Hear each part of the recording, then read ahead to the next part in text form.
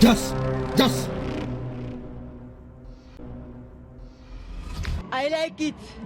ቴዲ አፍሮን ከዚህ ዓለም በኋላ የምንጠይቀው ሌላ አልበም ሳይሆን ፓርቲ መስርቶ ምርጫ እንዲወዳደር ነው የምንፈልገው። እኔ ምን ልልስ ቶሪካ አልበም ፋንታ የስቲፎን ሁሌ ይመች አልሞታልኩ እንዴ? የቴዲን ዘፈን የሚወዱትም የማይወዱትም ያዳምጡታል። ይሄን ዘፈን መቃኛ ይሰማል። መልእክቱ እስቲ መንግስት ይውደም የሚል ራሱ ይሆን እንዴ? አንድ ልብ ያልተባለ ጉዳይ እስኪ ላካፍላችሁ።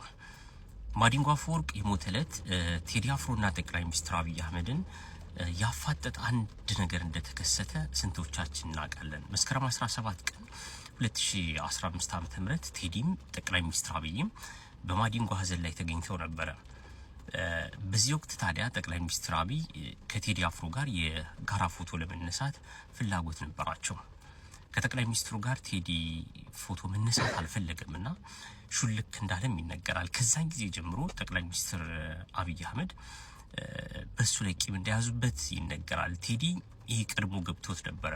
ከእርሳቸው ጋር ፎቶ ተነስቶ ፎቶ ቢጋራ ምን አይነት ፖለቲካ ሊሰሩበት እንደሚችል ቴዲ ቀድሞ ገብቶታል። ስለዚህ ይህንን ባለማድረጉ ጠቅላይ ሚኒስትር አብይ አህመድ እስካሁን ድረስ ቂም እንደቋጠሩበት ይነገራል። ከዚህ በፊት የሰራቸው ስራዎችም የአንድነት፣ የአብሮነት፣ የሀገር ጉዳይ ዘፈኖችን ቢሆን አብዛኞቹ መሪዎች አይቀበሏቸውም። ከቀድሞ ጠቅላይ ሚኒስትር ከአቶ መለስ ዜናዊ ጋርም ቴዲ አፍሮ በጎ ግንኙነት እንዳልነበረው የሚታወቅ ነው። እንዲያውም አቶ መለስ ዜናዊ በአንድ ወቅት እንዲህ ብለው ነበር።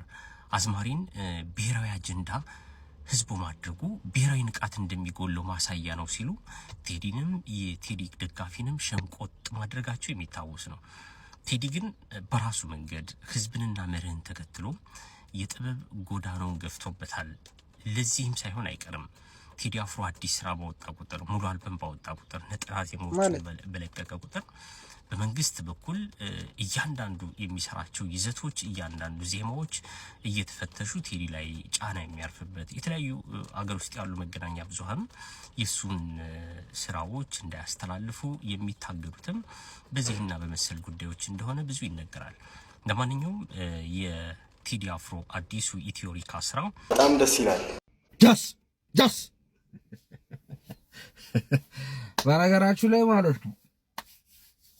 አሁን ደግሞ አዲስ የጀመራችሁት ነገር አለ። ኮሜንት ላይ ያዩ ነው። ኦሮሞን እንዴት ቴዲ እንትን ምን ሆናችሁ ነው? ምናችሁ ነው ግን እያመማችሁ ያለው?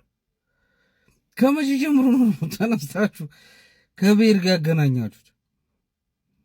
አነኛቱን ስሙትማ እስኪ እንደዚህ በጣም አነኛቱን ስሙት። ደብረ ዘይት ላይ የነበረው ጭፍጨፋ ስሙት ብቻ። አሁን ስሙት፣ አደንግጡ፣ እግዚአብሔርን አደንግጡ። ምን ሆናችሁ ነው እንዴ?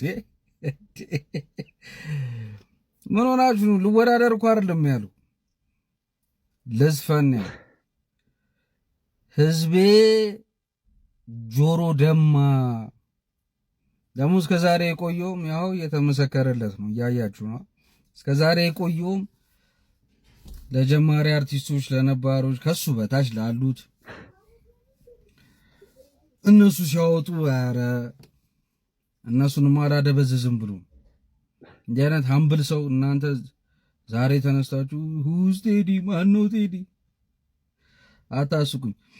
ኤኒዌይስ በ8/8/18 ሰዓት ላይ ለቋል። ከ8ኛ ዓመቱ ጋር ምን ያያይዘዋል ምናምን የሚሉ አሉ። አልገባንም። እኛን የማይመርጡ ከሆነ በአራቱም አቅጣጫ በሶሻል ሚዲያ፣ በቴሌቪዥን እንዲሁም በሬዲዮ ጣቢያዎቻችን በጠቅላላ በኢትዮሪካ አልበም ፋንታ የስቲፎን ሁሌ ይመች። ኧረ አለቃ እንዴ ምንድን ነው? ለህዝቡ ብሎ እንዳለ ሰራዊቱን ጨርሶ በማለት ዋጋ። አሁን እርሶ በዘፈኑት ራሱ ይኸው የግርማ ክፍለ ጦር እንዳለ መስማት ተስኖት በምልክት ነው የሚያወራው። ኧረ በቃ ማርከሻው እኔ ጋር ነው ያለው የጆሲን በነገራችን ላይ ነው ተስፋ ክፍለ ጦር እንዳለ ተዘረረ አለቃ። ሀገሪቷን ናጋሳኪና ሂሮሺማ አድርገዋታል። የሚወለደው ህፃን እንዳለ ደንቆሮ ሆኖ የለ እንዴ? ለማንኛውም ፋሚሊ ማርከሻውን የቴዲ አፍሮ የዩቲዩብ ቻናል ላይ ያገኙታል። እኛን ይምረጡ፣ ኢትዮሪካንም ያጣጥሙ። ኢትዮሪካ ተለቋል። ነገር ግን አሁን መነጋገሪያ የሆነው የቴዲ አፍሮ አዲሱ አልበም ኢትዮሪካ መለቀቅ ብቻ አይደለም። አልበሙ በዩቲዩብ እንደተጫነ በኮመንት መስጫው ላይ የሰፈረው አንድ መልእክት መላውን የኢንተርኔት ተጠቃሚ አስደምሟል። መልእክቱ የተጻፈው ለዛሬ ሳይሆን ለወደፊቱ ትውልድ ነው።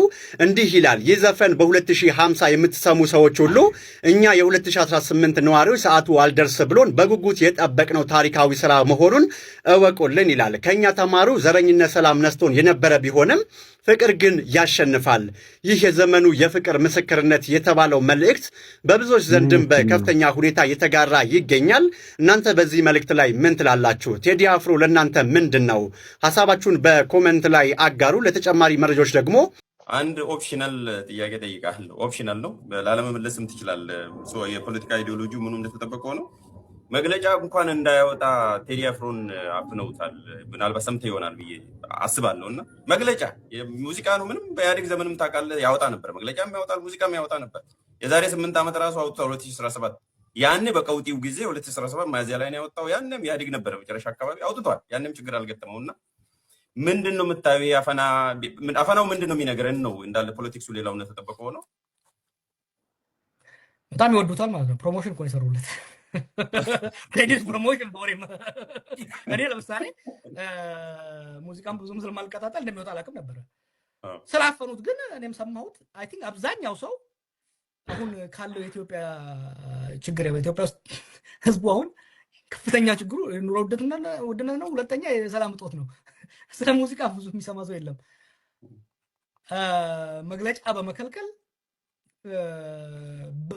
በሚሊዮን ብር አውጥቶ ሊያገኝ የማይችለውን ፕሮሞሽን የሰሩለት እና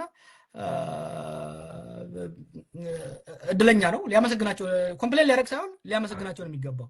የሚያሳይህ ምን ያህል ደም እንደሆኑ። ኧረ እኔ ምን በወጣኝ